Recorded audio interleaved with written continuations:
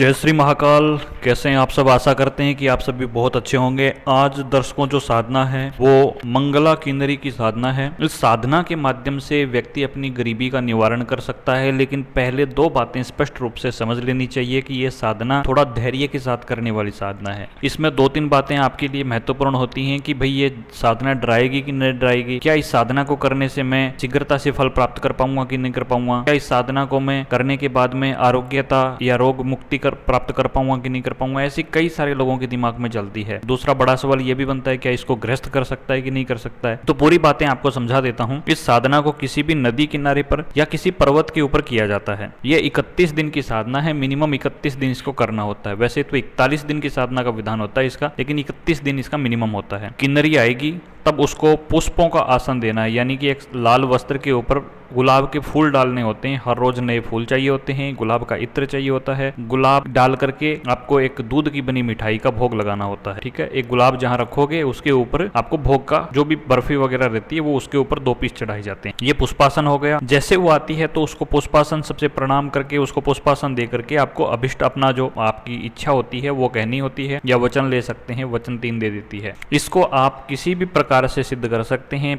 पत्नी रूप में कर सकते हैं, प्रेमिका रूप में कर सकते हैं, मित्र रूप में कर सकते हैं। लेकिन ये मित्र रूप में कम वेग से काम करेगी, प्रेमिका रूप में जबरदस्त वेग से काम करेगी, और पत्नी रूप में बहुत हाईएस्ट वेग से काम करती है। लेकिन पत्नी रूप में वो करो जिस व्यक्ति को शादी नहीं करनी हो। पहले से शादीशुदा है, पत्नी है, तो इसको पत्नी रूप में बिल्कुल भी ना करें। और प्रेमिका रूप में वही व्यक्ति करे जिसको आगे प्रेमिका नहीं बनानी है, केवल इसी से काम चलाना है। इस साधना को 1 बार 2 बार 3 बार में करना पड़ जाता है। कई बार ये रिजल्ट तो देती है लेकिन सीधे सीधे नहीं आ पाती है, क्योंकि आपकी दृष्टि खुली नहीं होती है। तो इस साधना को करने से पहले अगर आप दृष्टि खुलने वाली साधना कर लेते हैं, आपकी दृष्टि खुल जाती है, तो ये जल्दी शीघ्रता से सिद्ध हो जाती है। दृष्टि खुले हुए साधकों को इसको सिद्ध करने में महज 11 दिन ही लगते हैं, लेकिन फिर भी इसको 31 दिन तक पूरा करना चाहिए। इसमें जो अगरबत्ती लगती है वो गुलाब की लगेगी, गुलाब के फूल लगेंगे, गुलाब का इत्र लगेगा। सामान्यतः हम सभी लोगों को सभी साधनाओं में यही बताते हैं। जिस साधना के अंदर अलग चीज़ों की जरूरत होती है उसको अलग से हम बता देते हैं कि साधना में ये चीज़ अलग लगेगी। नॉर्मली अगर देखा जाए तो इसमें कोई अलग से बहुत भयानक वाली चीज़ें नहीं लग रही हैं जिससे आपको डर लगे। बाकी हाँ, इसमें डर भय लगता है, क्योंकि इसके अनुभव जो होते हैं वो थोड़े डरावने होते हैं। इसको जब आप नदी किनारे अकेले बैठ के करते हैं तो जिन लोगों को अकेले में डर लगता है उन लोगों के लिए डरावने अनुभव हो सकते हैं।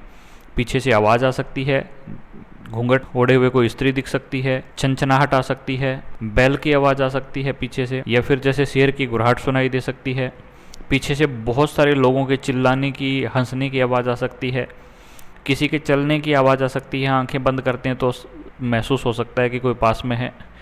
और अगर आप आंख बंद करके साधना कर रहे हैं तो आपको आपके लिंग के ऊपर किसी के सहलाने का महसूस हो सकता है। आपकी छाती के ऊपर ऐसा लग रहा है जैसे कोई चुंबक चिपक गई हो, इस प्रकार से कोई चिपका हुआ महसूस भी हो सकता है। इस प्रकार के अनुभव इसमें साधारण होते हैं। ये आम बात है, लेकिन आपको अनुभव को ही ध्यान में नहीं रखना होता। आपको ये सोचकर खुश नहीं होता कि आज इसमें अच्छे अनुभव हुए, ये खुश नहीं होना होता, बल्कि आपको खुश होना है कि साधना सही मार्ग पे चल रही है। अनुभव निशानी होती है कि सही रास्ते पे आप जा रहे हो। इस साधना को करने के बाद जब इसको काम में लेना होता है, वचन वगैरह हो जाते हैं, तब आपको 3 वचन आपको आने चाहिए। कैसे लेने हैं वो हमने चैनल पर डाल रखे हैं। 3 वचन लेने के बाद में जब इससे काम करवाना हो तो इसको कहो कि जहां मैं 3 ताली बजाऊंगा वहां उपस्थित हो जाना। तो ये वचन वाचा हो जाएगा। तो वहां पे आप जैसे ही इसका मंत्र मन ही मन पढ़ करके 3 ताली बजाते हो, तो 3 ताली बजाते ही ये हाजिर हो जाती है और आपसे पूछती है।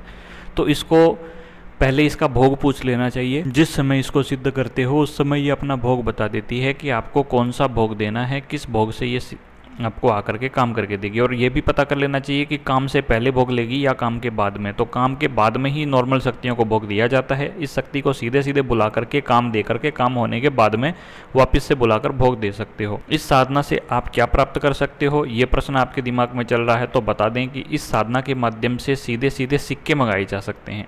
ये सोने के सिक्के लाने में समर्थ होती है, लेकिन भौतिक रूप से इसको सिद्ध करने में कई लोगों को लंबा समय लग जाता है, क्योंकि भौतिक रूप से सिक्के वो आपको तो दिखते हैं, दूसरों को दिखाने के लिए थोड़ी लंबी करनी पड़ती है। तो जो भाई एक बार में करके उसको ये सोच रहा होता है कि भाई इससे हमें सिक्के क्यों नहीं प्राप्त हुए, तो उन लोगों को एक आध बार और भी करनी पड़ जाती है। बाकी ये साधना बहुत सरल है, सहज है और किन्नरी के रूप में होती है। किन्नरी के रूप में ये केवल मित्र के रूप में, प्रेमिका के रूप में ही सिद्ध करनी चाहिए। पत्नी रूप में सिद्ध करने में दिक्कत आती है, ठीक है ना। तो आप इसको प्रेमिका रूप में सिद्ध कर सकते हो, आप इसको चाहो तो मित्र के रूप में कर सकते हो, आप इसको देवी रूप में भी कर सकते हो, आप इसको स्वच्छंद रूप में कर सकते हो। बिल्कुल इसको कोई रूप ना दे करके केवल और केवल सीधी साधना करनी है। एक तरीका और भी होता है जब आप 31 दिन तक करते हैं, शक्ति आ जाती है तो उससे भोग करोगे, संभोग करोगे और वो आपको बदले में कुछ देके चली जाएगी। ये उससे सीधा सीधा काम लेने का तरीका भी होता है। ये सारे तरीके नॉर्मल काम करते हैं, लेकिन अगर आप इसको अपने पास में रख करके अच्छे से काम करवाना चाहते हो फिर इसको कोई रूप देना पड़ता है, और जिस भी रूप में देते हो वो दूसरे जो वो रूप होता है उस रूप से आपको थोड़ा दूर करना शुरू कर देती है। तो ये शक्तियों की एक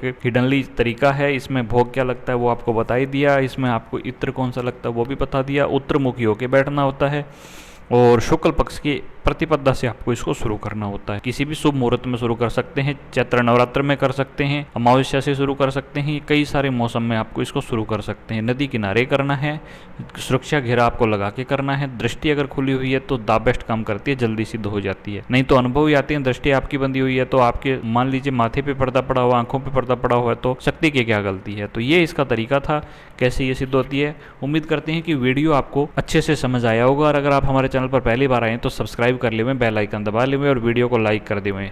जय श्री महाकाल।